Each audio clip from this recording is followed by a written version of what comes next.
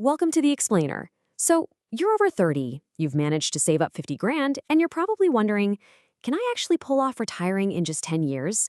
It's that incredibly seductive, viral promise that's probably kept you up at night. I mean, we've all been there, right? Opening up some compound interest calculator at midnight, feeling this huge surge of hope, and then shutting the laptop feeling, well, somehow worse than before. Today, we are breaking down the real, verified arithmetic behind this 10-year retirement dream. We're going to look at the raw numbers, the hidden traps, and the actual roadmap to see if it's really possible. Okay, let's dig right into this central question by looking at two hypothetical people, Faye and Alden. Both are exactly 34 years old. On the exact same Tuesday night, in two different kitchens, they both invest exactly $50,000 into a total market index fund. They both fire up that same spreadsheet with a goal of retiring in a decade. Now, fast forward 10 years. They're both 44. Faye does not work anymore. Alden, however, still works. And here's the kicker. It wasn't about discipline. They held the exact same funds, paid the same fees, and had the exact same luck in the market. So what was the difference?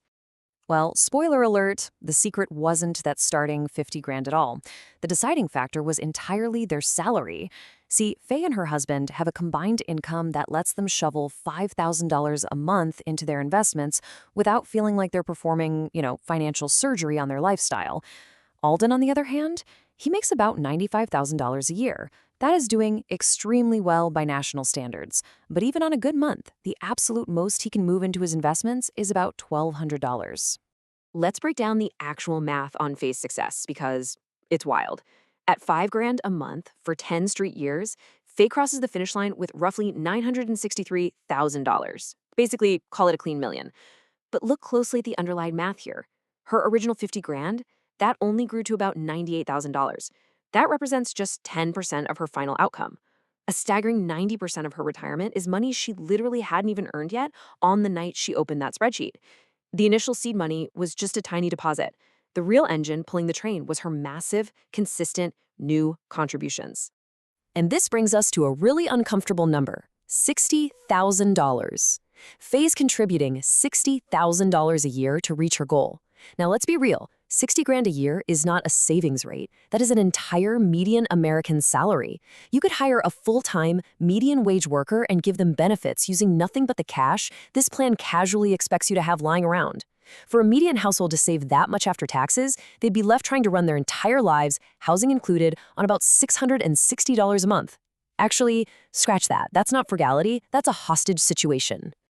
Now, if you're sitting there right now feeling totally behind, you really need to hear this next point. When we talk about these numbers, we absolutely have to look at medians, not averages. Vanguard reports that the average 401k balance is around $168,000, which frankly makes most of us panic. But the median, the actual real person standing dead center in the middle of the line, is only about $44,000. A tiny handful of enormous, billionaire-level accounts drag that average so far up that it just stops describing any normal living human being. So the crucial takeaway here is this number, $45,000.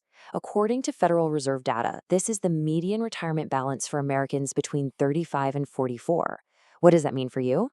It means if you are sitting there at 34 with 50 grand, feeling late to the party, you are not behind. You are actually winning. You are statistically ahead of the exact middle of your entire generation. Now, sure, the catch is that the middle of your generation is nowhere near retirement, but you are absolutely for sure in the game. All right, let's jump back to Faye at the finish line and see how this all plays out. She hit her $1 million at age 44. The big question is, how much of that can she actually spend? Everyone on the internet loves quoting the famous 4% rule, basically pulling out $40,000 a year. But that rule was stress-tested for a standard 30-year retirement. If you retire early at 44 and live to be 90, you are funding a 46-year marathon.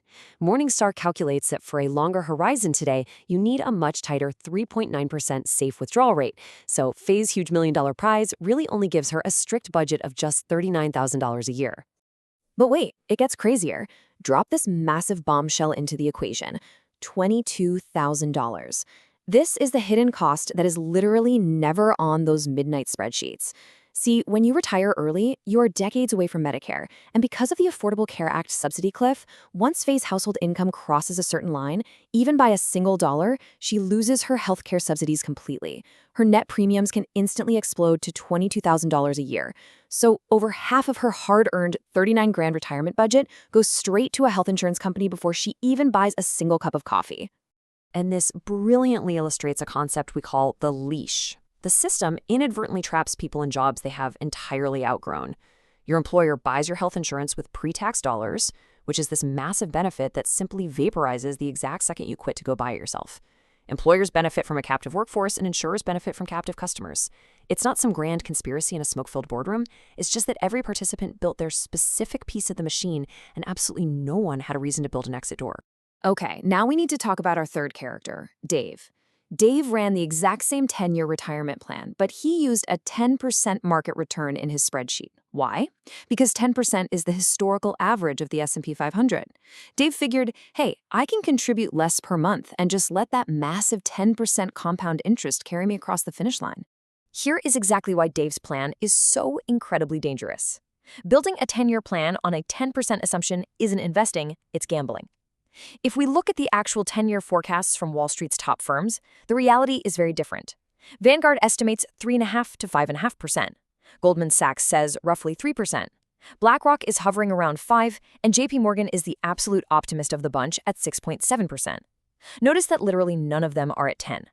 Because stocks are currently expensive, Dave wakes up in year 9 of his 10-year plan, opens his account, and realizes he is hundreds of thousands of dollars short, with absolutely zero time left to fix it. So how do everyday people actually make this work without getting totally trapped? You use tactical escape hatches. People always think retirement money is locked up tight until you're 59 and a half, but it's really not. You can use something called a Roth conversion ladder, which is a strategy to slowly move money into tax-free accounts so you can access it penalty-free after 5 years. Or say you leave your job at age 55 or older, the rule of 55 lets you tap your current 401k without that nasty standard 10% early withdrawal penalty. You could even use Rule 72T to lock into a fixed payout schedule early. And to fight that massive healthcare leash we talked about, you aggressively fund a health savings account or HSA because it's uniquely triple tax advantaged for medical costs. Oh, and it goes without saying, always take the full employer match. It is quite literally the only guaranteed 100% return you will ever get. But honestly, even with all those clever tricks, the single biggest lever you can pull over a decade isn't a tax loophole. It's your income.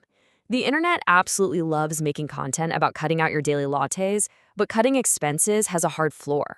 Like, there is a literal bottom to how little you can pay just to exist. Increasing your income, however, has absolutely no ceiling. A $20,000 raise that you ruthlessly refuse to spend will beat every single coupon you ever clip. Which brings our narrative right back to Alden.